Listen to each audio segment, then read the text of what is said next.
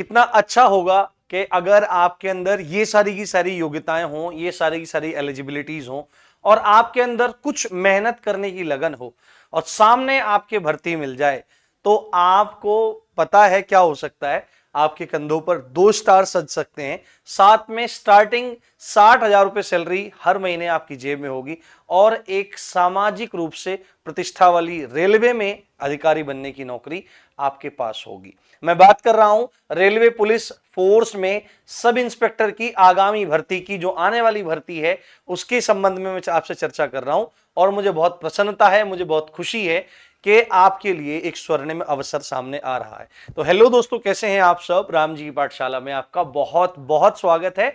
आइए इस जबरदस्त सी वीडियो को आपके लिए शुरू करते हैं और इसके माध्यम से आपको ये बताते हैं कि आने वाला जो साल है, ये जो आपका 2023 के 2 महीने रह गए और आने वाला चुनाव से पहले का जो समय है, आपको उसमें एक बहुत शानदार भर्ती देखने को मिलेगी, जिसके संबंध में संपूर्ण जानकारी मैं आपको इस वीडियो में दे रहा हूं। आप गंभीरता से इस वीडियो को देखिए और यदि आपको चीजें अच्छी लगती हैं तो आप चैनल को क्या करना है, यहां पे बटन है, उसको एक प्यार की पप्पी इसको दे दीजिए और साथ में बेल नोटिफिकेशन है उसको जरूर दबाइए, क्योंकि बहुत जबरदस्त चीजें राम जी पाठशाला पर आपके लिए इंतजार कर रही हैं। ठीक है, सबसे पहले यदि मैं यहां पर योग्यताओं की बात कर रहा हूं तो योग्यताओं की बात करने से मतलब यह है कि आपके अंदर क्या क्या एलिजिबिलिटी होनी चाहिए, फॉर्म भरने के लिए आपको कौन कौन सी चीजों की जरूरत पड़ने वाली है। गंभीरता से आपको मेरी बात यहां पर सुननी है। सबसे पहले जो एक मिथ है वो बना हुआ है कि टोटल पोस्ट कितनी है, तो टोटल पोस्ट बार बार 12,000 बताई जाती है। तो ये एक बात है, राम जी की पाठशाला पर आपको एक एक चीजें स्पष्ट रूप से पता लगेंगी, कोई भी फेक, कोई भी गलत जानकारी राम जी पाठशाला कभी साझा नहीं करता। और बहुत जल्दी जैसे ही हमको सूचना मिलेगी आपके लिए हम क्लासेस भी स्टार्ट करेंगे, जिससे आप 100% आरपीएफ एसआई में सेलेक्ट हो सके। ठीक है, ये 12,000 जो वैकेंसी है ना दोस्तों, ये एक्चुअली में टोटल वैकेंसी है। इसमें आरपीएफ एसआई भी है, आरपीएफ कांस्टेबल भी है, साथ में आरपीएसएफ की भी वैकेंसी इसमें है। तो इन तीनों पोस्ट के लिए मिलाकर के ये 12,000 है। यदि सीधे सीधे तौर पर आपको मैं बात बताऊं कि टोटल कितनी वैकेंसीज के आसपास है, तो अब से पहले जब इसकी गणना हुई थी तो लगभग 1100 के आसपास एसआई की वैकेंसी की चर्चा थी कि 1100 के आसपास आपको पद देखने के लिए मिलेंगे। परंतु अभी चीजें रिवाइंड हुई हैं, आपको पता है कि कॉन्फिडेंशियल रूप से कार्य चल रहा है और आपकी आरपीएफ की भर्ती बहुत जल्दी देखने के लिए आपको मिल सकती है। उसके बारे में जल्दी आपको अभी वीडियो में बताऊंगा आगे। अभी वर्तमान में जब आपको भर्ती देखने को मिलेगी और संभवतः ये 1500 से 2000 के आसपास आपको वैकेंसी देखने के लिए मिलेंगी। बहुत अच्छी जॉब है। मैं आपको एक बात बताऊं, मेरे जानने वाले बहुत सारे लोग रेलवे में जॉब करते हैं। एक तो मेरे जानने वाले हैं, एक मेरे मित्र ही आप कह लीजिए उनको, वो रेलवे बड़ौदा हाउस में जॉब करते हैं। ठीक है, वहां पर वो जिस पद पर तैनात है, उन मतलब रेलवे बड़ौदा हाउस जो है वो सबसे बड़ा हेडक्वार्टर है, उससे बड़ा कोई चीज रेलवे के लिए नहीं है। उनके द्वारा यह बात बताई गई है कि कम से कम जो तनख्वाह है वो अलग अलग जगह वेरी करती है। कहीं जगह 60,000 है, कहीं जगह वो 65,000 भी हो जाती है और कहीं कहीं जगह वो 66,000 भी हो जाती है।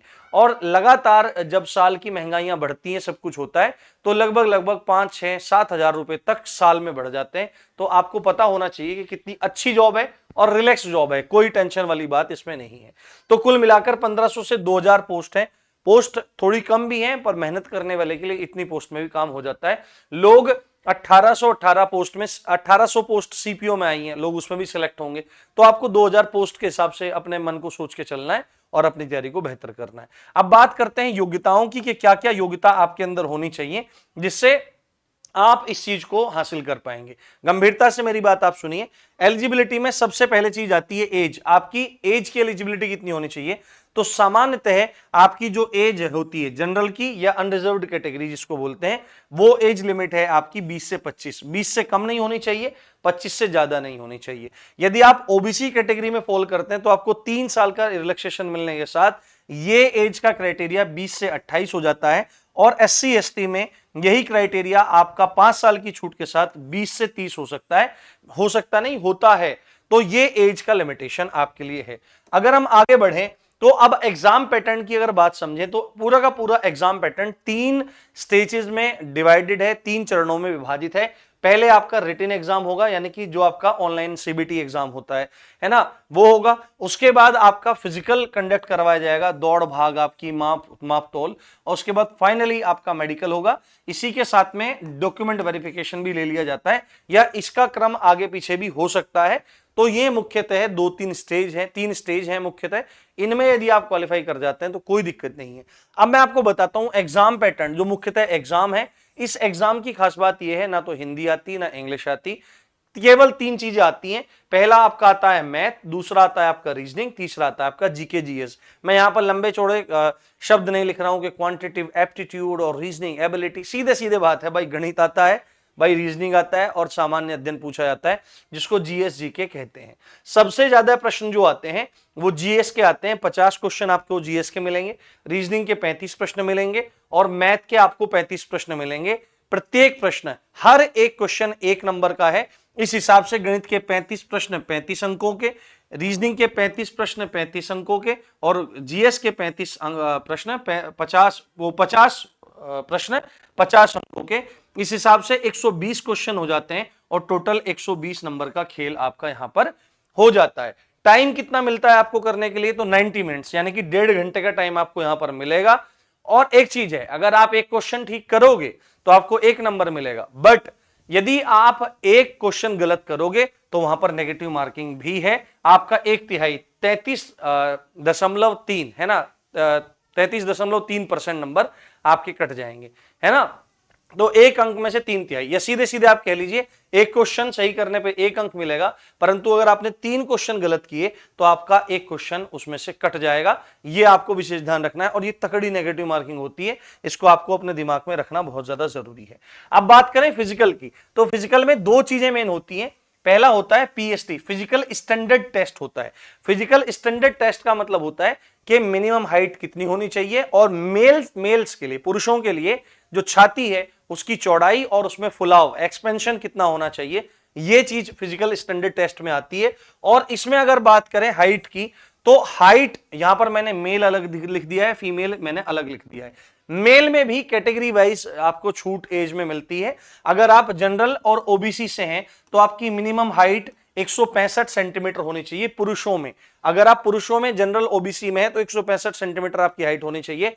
एससी एसटी में अगर आप हैं मेल में तो आपकी मिनिमम हाइट 160 सेंटीमीटर होना जरूरी है।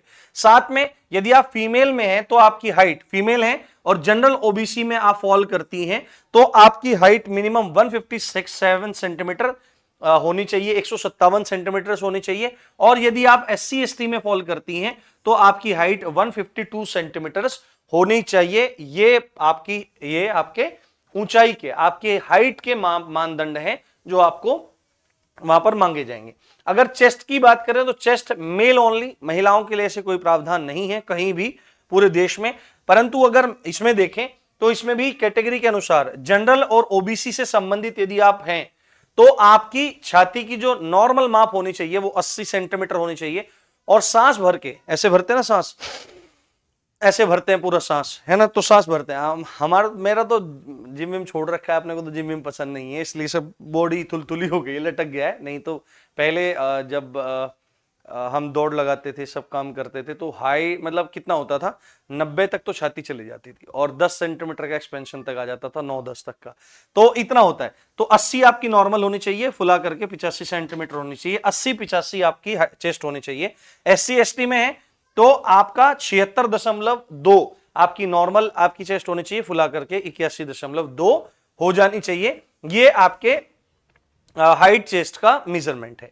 अब बात शुरू होती है पीईटी की। पीईटी मतलब फिजिकल एंड्योरेंस टेस्ट, यानी कि आपके अंदर कितनी क्षमता है झेलने की, उसको यहां पर टेस्ट किया जा रहा है। तो इसमें रनिंग है, और रनिंग इसमें कोई भी कैटेगरी वाइज नहीं है, इसमें मेल फीमेल वाइज है। यदि आप पुरुष वर्ग में हैं तो आपको 1600 मीटर की दौड़ 6.5 मिनट में पूरी करनी होगी, वही सीपीओ वाला स्टैंडर्ड है पूरा, ठीक है। यदि आप फीमेल हैं तो आपको 800 मीटर की दौड़ 4 मिनट में पूरी करनी होगी, जो एक ठीक ठाक तैयारी के साथ में आराम से क्वालिफाई किया जा सकता है, कोई दिक्कत नहीं है।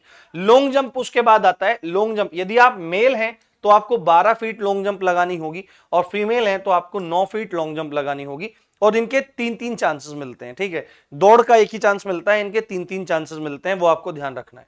हाई जंप में अगर आप मेल हैं तो 3 फीट 9 इंचेस, लगभग 4 फुट से थोड़ा सा ही कम रहता है, तो उतनी आपको क्या करनी जरूरी है, उतनी आपको हाई जंप लगानी जरूरी है। और आप फीमेल हैं तो आपको 3 फुट हाई जंप लगानी जरूरी है। ये बात आप बहुत अच्छे से इसमें ध्यान रखेंगे। तो ये योग्यताएं अगर आप धारण कर रहे हैं, इनके बारे में जो सिलेबस है ना, इनके बारे में भी हम टाइम टाइम पे डिस्कस करेंगे, आप चिंता मत करो। मैथ के प्रीवियस ईयर क्वेश्चन, इनके सिलेबस, सब चीज हम एकदम तरीके से, रणनीति, सब चीज आपको बताता हुआ धीरे धीरे मैं चलूंगा। आप गंभीरता से चैनल के साथ जुड़े रहिए। निश्चित रूप से यदि आप गंभीर रहे और आप मेहनत करते रहे तो आपके कंधे पर 2 स्टार सजेंगे। राम जी की पाठशाला से जो भी लोग जुड़े और दिल से जुड़े, जिन्होंने दिल से मेहनत करी, उनका भला हुआ है, और उन भले होने वालों की लिस्ट में आपका भी नाम जुड़ सकता है यदि आप राम जी की पाठशाला के साथ दिल से जुड़ गए। तो इसी अच्छी बात के साथ आप देख रहे थे राम जी की पाठशाला। मैं हूं राम भारद्वाज। जय हिंद, जय भारत।